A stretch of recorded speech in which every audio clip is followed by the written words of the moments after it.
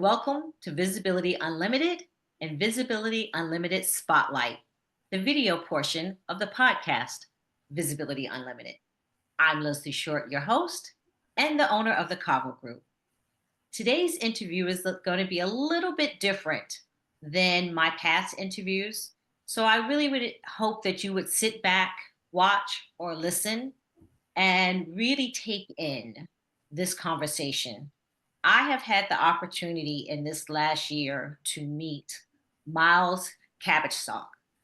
Myles I don't impress that easy, but Myles is someone that impresses me not because he has a disability, but because of his mind and his spirit, period. And if you know me, I'm all about the mind and the spirit.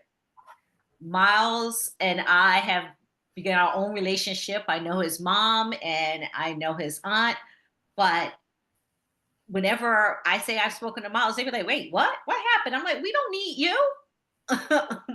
Myles and I are good. So please welcome to Visibility Unlimited, Myles Cabbagestalk. How are you, Myles?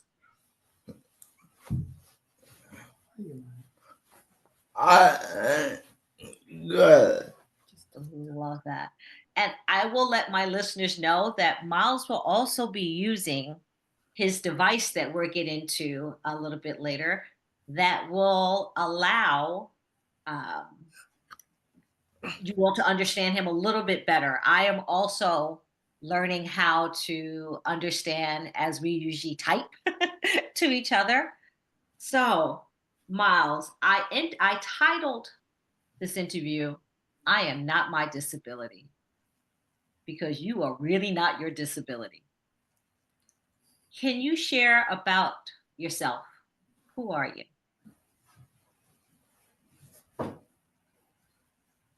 My name is Myles Cabbagestalk. I am a motivational speaker, poet, and ambassador for change.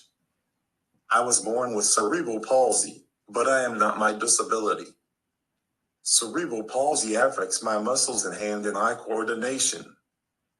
I lose my balance sometimes, and my body's right side is weaker than my left.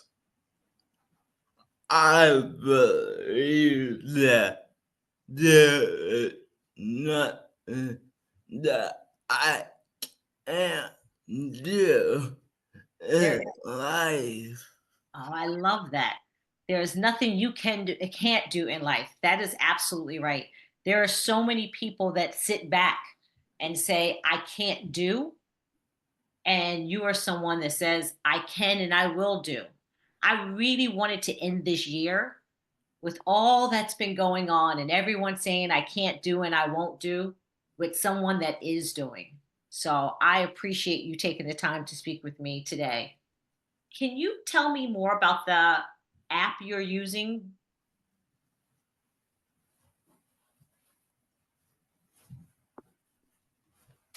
My Dialogue AAC app is an app that allows me to successfully communicate my message. I can program what I want to say into the device, and it will speak it aloud for me. This app can be found on the latest iPad. You need a certain amount of storage. There is a fee that you have to pay.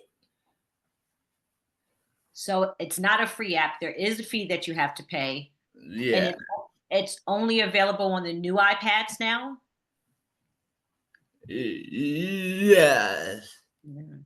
With a certain amount of storage.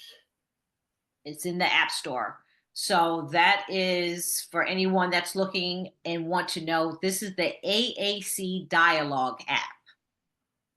And as you can see in here, it allows Myles to have his own voice, to have conversation, to be part of conversations as the rest of us. And I love that. When we spoke in the past, you shared your challenges you've had or challenges others told you you had, but that you moved past or you've learned how to live and work with. Can you share a bit more about that? I have had many challenges in my life, but I do not let those challenges define what I can achieve. With hard work, determination, and support from my family, friends, and school community, I was able to successfully graduate from Columbia High School with honors class of 2021. I received my certificate of completion from Union County Vocational Technical School in Business Administration class of 2022. I just graduated from Lakeview School class of 2024. I attended Raritan Valley Community College CAT program, Center for Adult Transition. I was part of the first students accepted into this brand new program. This was something early on in my life we were not sure I was going to achieve. But as my parents say, I continue to amaze them. I think that list, I think you amazed so many of us. Again, there's so many people that's sitting and saying, I can't do, or I don't want to do, or it's too hard. And that was an amazing list of achievements of school for anyone, let alone when people don't think you can do something. Um, Always let them find out who you really are, right? Yeah. You know, I know you enjoy writing, poetry, so many other things you enjoy. Yeah. I like I I I I like I inspiration of poetry when I write I feel free to be me. Ah, so just I will always want to make sure I understand you love writing and it makes you feel free. Yes. So many people I know that love writing say the same thing because there's no limitations, right? Yes. Your imagination can go, all those things. I have a friend who is a poet. She's up for a Grammy at this moment for a second time. And I know that you also, she's doing spoken word, but I know that you love writing poetry as well as writing. Yeah. I also like spoken word Mhm. I'll, too. I'll have to get you to one of her shows. We'll have to make that happen. She's Yeah. coming to Philly and New York soon. Yeah. Definitely. So, why do you feel it's important to share your story? So many other people would shrink away and not want to do a podcast like this, to be on camera, all the things that you do. When I share my story, I am showing people that I am more than my disability. The most important thing for me is to let people know who I am and who I can be. When people meet me for the first time, they make assumptions about what I can or cannot do. They don't spend time getting to know me before coming to a conclusion. By sharing my story, I hope to provide insight into how people can better support those who support diversity, equity, and inclusion.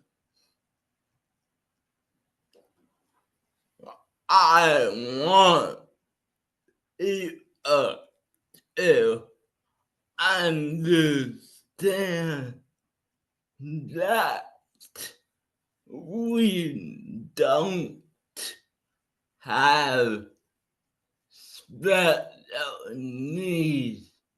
We have individual needs. Oh, Miles. Yes. Yes. I am going to start using that. I'll pay you later. You don't have special needs, you have individual needs.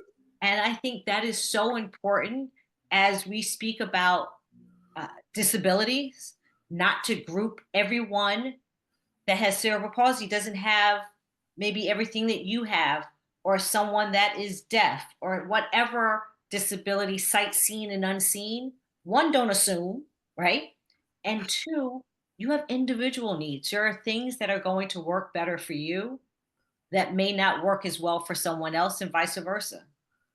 And until we as a society stop trying to label everyone so they can fit into a comfortable box, we will be lost. And that's why I felt this was so important to have this conversation with you today, to be able to share and have people understand as well that when you speak about inclusion, you can't look at inclusion the way that it works for you. You have to look at inclusion the way it works for everyone that's in that room and everyone beyond that. So I'm taking that. Can you share about when you were in school? What was that like?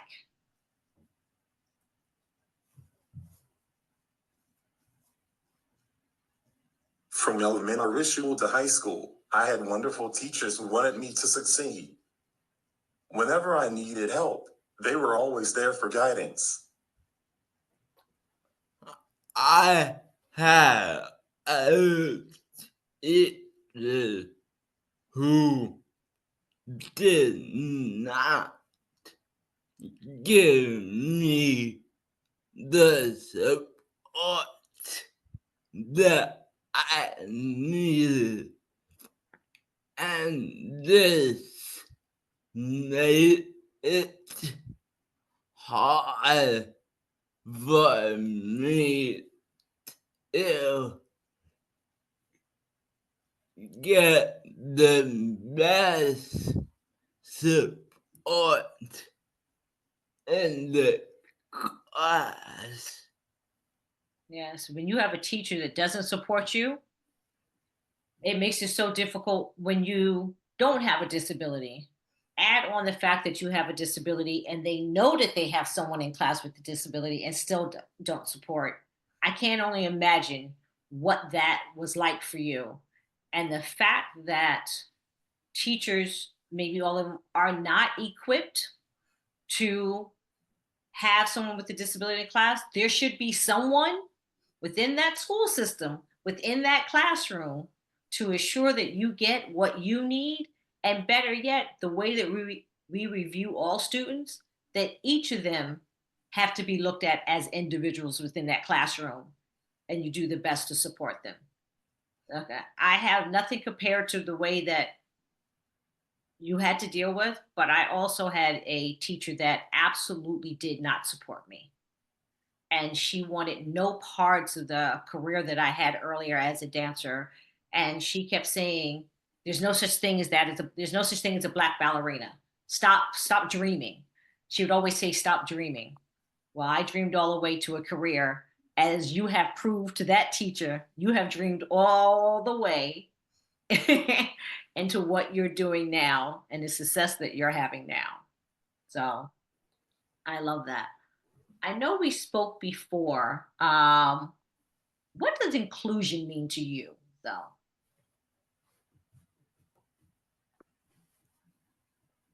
Inclusion means being accepted just as you are. When you include someone, you are telling that person that you see them for who they are. Absolutely. And that's all we all want, right? Yes. Huh. Don't assume who I am, don't assume who you are. Just see me and hear me and respect me. Yeah. We are. We are all humans. And our creator made us different for a reason. We were all created different for a reason, 100%. 100%. So how do you advocate for yourself? Because I know that's not easy. I advocate for myself by making sure that I have everything I need to succeed. Another way that I advocate for myself is by showing people that I have a voice. Absolutely. And you do that. You absolutely do that. Now, Ma, I'm I'm going to ask you, if you don't mind, I know your mom is in the room somewhere there. When we're speaking about advocacy and having that teacher that did not support you, I think it's so important. Hello, Miss Nedra.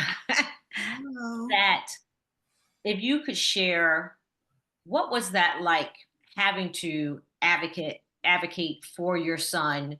Do people get it? You know, advocating for Myles has definitely evolved over the years. We knew very early on that Myles had cerebral palsy. So advocating for him started as early as 11 months old, where we had to push through the early intervention system to get him his services. Physical therapy, occupational therapy, speech therapy, Myles has been having since he's 11 months old. The setting of that therapy is a whole advocacy in and of itself, because once you get into the school system, you're advocating to make sure that they're still giving him his services. The people who are giving him his services are qualified to give him his services. That part. Right. And also, you know, in the school system, Myles is like one in a million, because most of the special needs students don't have the physical challenges that Myles has. Most of them have more behavioral issues or learning disabilities. So the fact that Myles has this physical component, we had to advocate for him logistically as well as educationally. So it was like a double-edged sword. But you know, at each interval of his education, it became different. You know, there's no handbook for this. So, and we are going back. Myles is 22 years old. So we're going back many years when, you know, things have evolved a lot since then. But back then it was pretty cookie cutter, but the cookie cutter didn't work for Myles. But luckily we, you know, we were very involved with his case managers, his teachers, his therapists in each setting. So they knew that we were involved, which is 90% of it. It's just knowing that there's a parent who cares and is involved. The students where, you know, the parents are not so involved, unfortunately, they don't get, you know, the squeaky wheel gets the oil, right? And unfortunately, that is the case. So we learned that at a very early age, that we have to be involved. Well, that has made Myles the man he is today, and knows that he can advocate for himself and is not shy about advocating for himself, because he watched what you had to do to ensure that he has a space wherever he is, Right. that belongs to him. Yeah. Yeah. I mean, I would say the most difficult part of the advocacy was in high school. The high school advocacy, because the school it's a huge school. So logistically, there was one elevator that was broke a lot. Oh. And Myles can't go from floor to floor without an elevator. So we had to, like, so many times I had to email the principal, call people, like, what's going on with the elevator? It's broke again today. Myles can't get around. He can't get to class. And, you know, so things like that should not be in question for a student. They shouldn't have to worry about, if there's an emergency, how's he going to get out of the building? I had to set up meetings with the school and create a whole emergency plan for Myles, coordinating with security and the principals. They didn't already have one. Like, no. It's like, these things should be, you know, like in the top of the checklist, you know. there is no checklist, like you said, and that becomes part of the issue. Even when I work as an accessibility officer for an award show, and everyone's like, "Oh, it's just someone in a wheelchair," and I'm like, "No." And even if it's just someone in a wheelchair, you have to make the room. I made someone move tables that were already set, and people were in the room, and they wouldn't listen to me in advance. And I was just like, your waiters, your servers, your rich can barely get by. How is anyone in a chair supposed to get by? And every chair is not equal, Right. let alone if it's someone on crutches or someone that has low vision. And, Right. and so I go through all of that with them, and they're like, oh. Yeah. And it's a constant fight in something like that, which is one night, right? To have a constant, consistent fight for your entire child's life. Exactly. If there's one or two things, and I'm gonna get back to my interview with Mom, if there's one or two things that a parent should know or you want to share with our listeners and those that are watching, what would that be? Always, always speak up for your child. Be there, let them know who you are and that you are watching. Number one. And then number two is, take into consideration that, yes, these teachers and administrators, they have a lot going on. And you cannot treat these people with disrespect. And there's a lot of people who do that and they don't get what they need. I think part of why we've been so blessed with getting these amazing people in our lives and helping us through this with Myles is because we treat these people with respect. They are like a partner for us, right? They are our partners in making sure that Myles is successful in school. And I treat them as such. And they in turn, make sure that Myles is taken care of. You can't, and in You can't assume. you You can't assume someone else is going to do it. right. You can't assume, and you just can't, yes, there's a lot going on, and you can get angry because something didn't happen, but you have to just focus on what the goal is, and that is to make sure that Myles gets what he needs. Right. You have done that. You have absolutely done that. I know the journey is not over because we are constantly advocating for those that we love, for those that need the extra voice. And I think each and every one of us need an extra voice that's advocating for us in our corner. So I just want to say thank you, Ninja, for jumping in and sharing those thoughts with us. And thank you for listening. Thank you for having me. Absolutely. And, I'll let you and Myles get back to your conversation. Thank you. Absolutely. Thank you. So, Myles, with that said, I mean, you're out of school. There's the business world. So many businesses say, that we can't hire someone with a disability. It's going to take too much. It's going to cost too much. You're working off of an iPad today. I want to make that very clear. The app is on an iPad. So what should businesses be thinking about?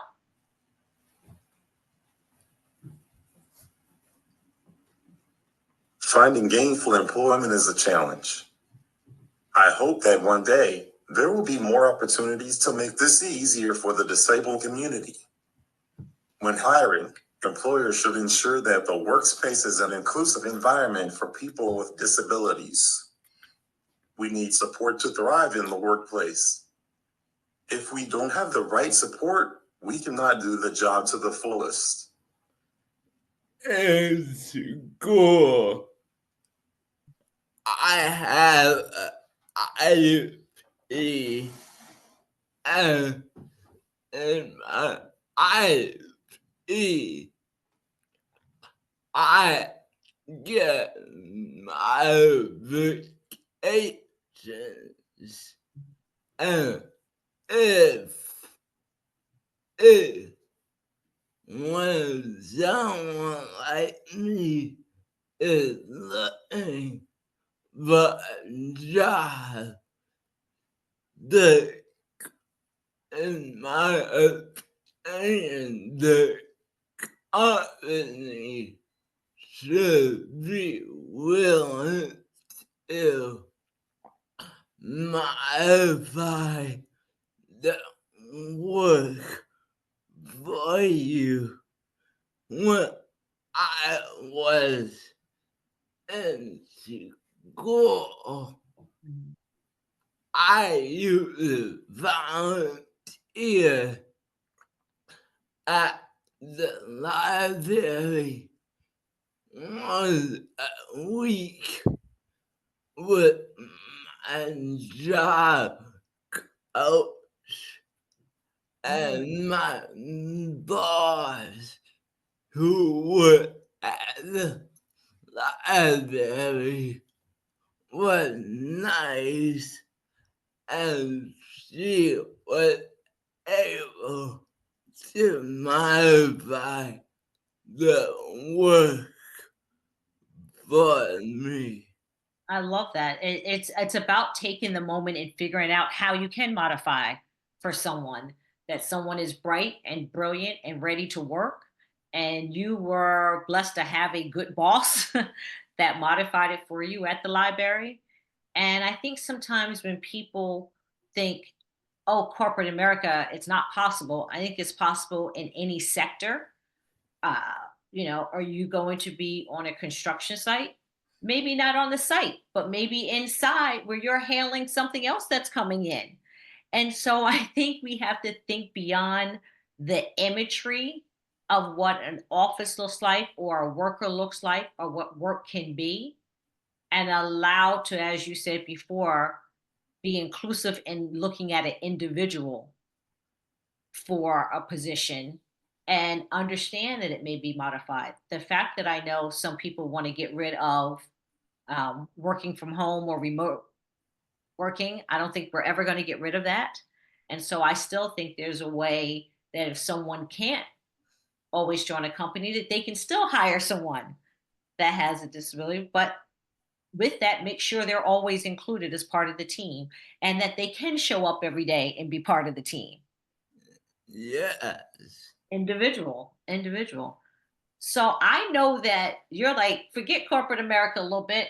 Corporate America, come hire me as a motivational speaker. Mm. And I love that you're like, I'm going to flip the switch. So tell me about your motivational speaking. Motivating and inspiring people is my gift. I have been told by many people throughout my life that I am an inspiration. In October of 2021, I spoke at the New Jersey Dare to Dream Student Leadership Conference. By speaking to these audiences, I wanted everyone to understand the challenges I faced throughout the years, so no other student would have to walk in my shoes. This past February, I started speaking to college classes within the special education community. This is something I have grown to feel passionate about. I have spoken at Seton Hall University and King University. The students were all studying speech pathology and special education. I spoke at the Asher Conference in Atlantic City, New Jersey, just last month. I was asked to host one workshop, Finding My Voice. I inspired teachers, therapists, paraprofessionals, and principals to help their students find their voice. Everyone who has had a chance to hear me present has felt inspired and touched by my words. And my education, I my audience that if I made a difference to one person, I will feel satisfied. Yes, I feel the same way, Myles. One person to make a difference. I was able to inspire more than one person in the room. I love it. Yeah, absolutely. I mean, you are an inspiration, but you are taking your inspiration and you have turned it into a learning opportunity for others. And that is a gift that you are giving to these teachers, to these students that are learning, that you are so open about what works and what doesn't work for you, and giving them an opportunity that they probably would not always have. So I'm going to be your agent for a moment. Any school corporation that is listening and wants to be inspired, but also wants to do the right thing. And when I say the right thing, understand how to work with someone that may have a speech impediment, may have some issues, or just someone that has a disability. Myles is available for speaking, and we will negotiate the rate at a later time. I want to make sure that you all do know that this is serious. That is something I'm passionate about. I want to make sure that I am highlighting voices as we come through the new year. I also want to make sure I'm highlighting the people that are standing on the front line and saying, this is what we need. This is what one things that works. And Myles is that person that is standing here today. So, Myles, where can people find you?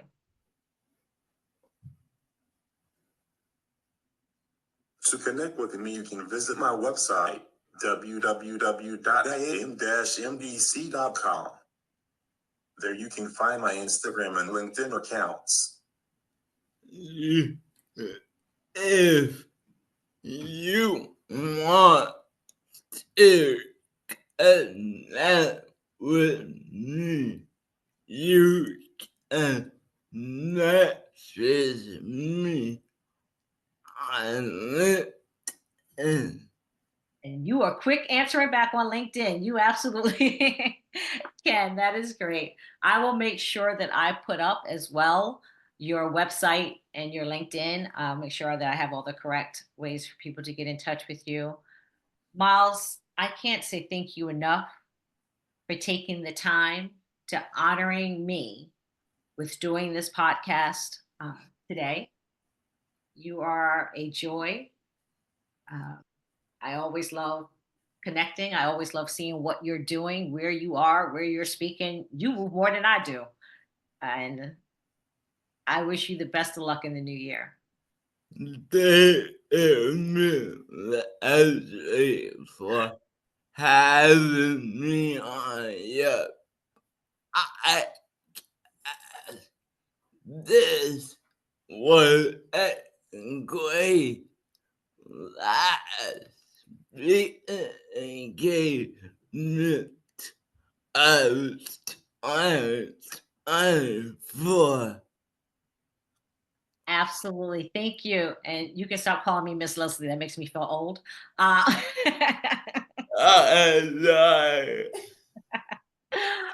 Everyone, thank you so much for listening. Thank you for taking the time to be with me as always. I wish everyone a happy holiday, as this is the last podcast of this year. Continue to listen or watch Visibility Unlimited or Visibility Unlimited Spotlight. I'm Leslie Short, your host. You know, you can find us on YouTube and all social media under the Cavu Group. As always, I say thank you and see you again soon. Bye.